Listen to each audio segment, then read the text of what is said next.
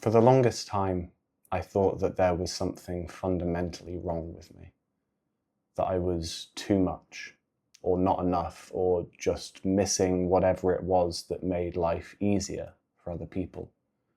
I didn't experience that as a belief, I experienced that as reality, just who I was. What I didn't understand then was this. It didn't feel unsafe to be myself because I was flawed. It felt unsafe because at some point being myself threatened connection. And when you're young, connection isn't optional, it's survival. When you're a child, you don't have the luxury of authenticity. You have a nervous system asking one question: how do I stay close? So if expressing your feelings, your needs, or your truth risks distance, you adapt. Quietly, intelligently, automatically. You learn don't feel that, don't need that, don't show that. This part of me isn't welcome. Not because you're weak, but because you're wired to belong. At first, the strategy works. You get approval, you get closeness, you get something that looks like love. But there's a cost. You begin to leave yourself. You override your instincts, you silence what's alive in you.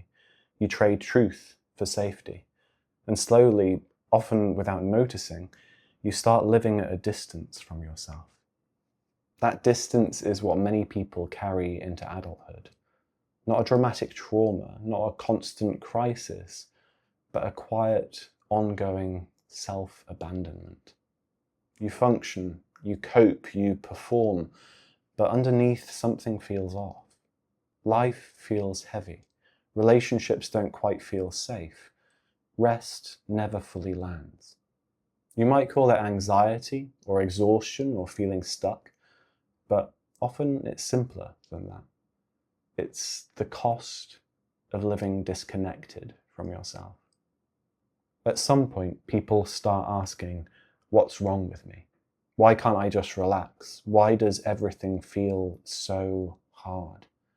But that question is already aimed in the wrong direction. Because the problem was never you. It was the strategy you learned to survive.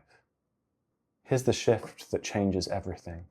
That adaptation, the pleasing, the shrinking, the performing, wasn't a flaw. It was intelligence. It was your nervous system doing exactly what it needed to do in an environment where being yourself didn't feel safe. Nothing about that is broken. But survival strategies don't automatically expire, and what protected you then can quietly suffocate you now. Because survival is not the same as living, and safety is not the same as love. So what does healing yourself actually look like? Not fixing yourself, not becoming more confident, not forcing authenticity.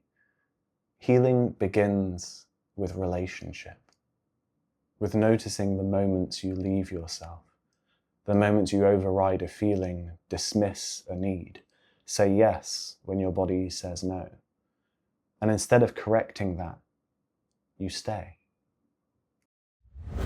A healthier relationship with yourself doesn't mean you stop feeling pain.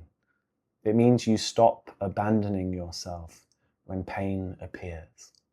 Instead of saying, I shouldn't feel this, you say, I'm here, and you mean it.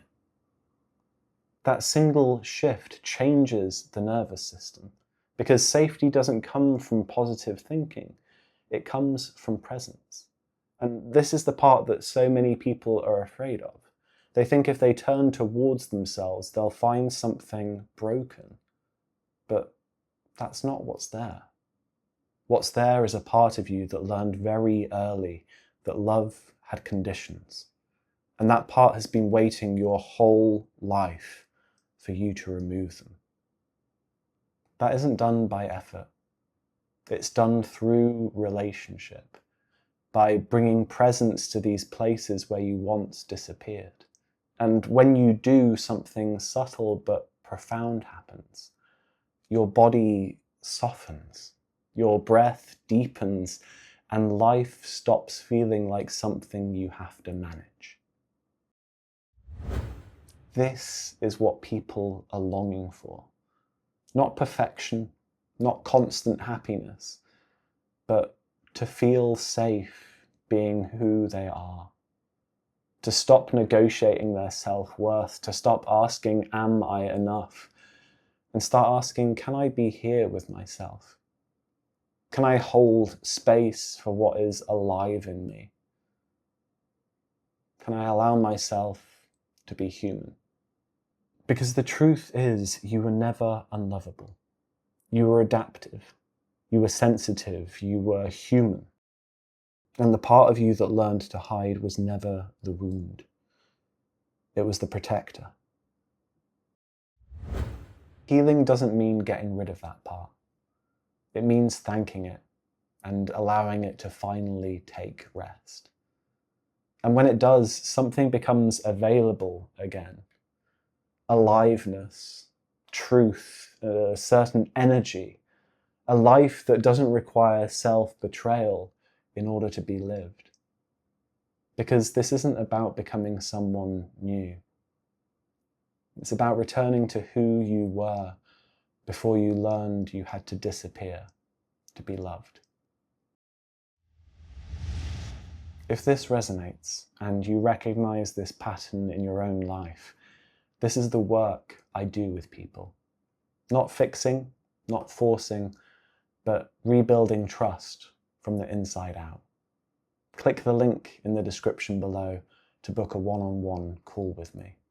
And if you're looking for more videos like this one, subscribe.